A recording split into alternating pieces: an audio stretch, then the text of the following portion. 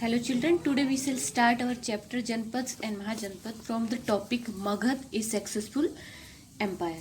मगध एक बहुत ही सफल साम्राज्य.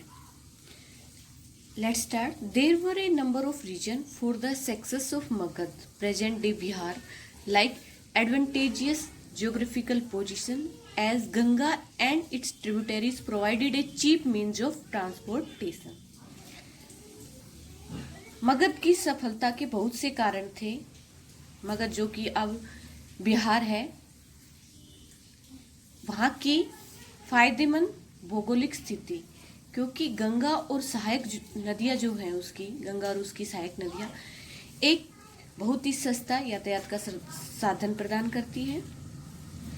Agriculture was wide spread and productive. कृषि बहुत ज़्यादा मात्रा में होती थी और बहुत ही ज़्यादा उत्पादन देती थी, यानी बहुत ज़्यादा पैदावार होती थी.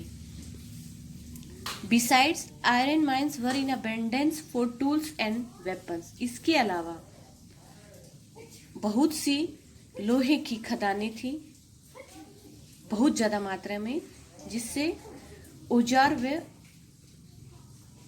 उपकरण बनाए जाते थे. Elephants, an important component of military, were found in the forest of the empire. हाथी जो कि सेना का बहुत ही महत्वपूर्ण हिस्सा था, वो इस साम्राज्य के जंगलों में पाए जाते थे. It used two capitals, Rajgriha and Patliputra, headed by efficient and far-sighted rulers like Bimbisara and Ajatasattu. इसकी दो राजधानियां थी, राजगृह और पाटलिपुत्र, जिसके बहुत ही कुशल और दूरदर्शी राजा थे, जैसे कि बिंबिसार और Ajatashatru. An efficient military and civil administration,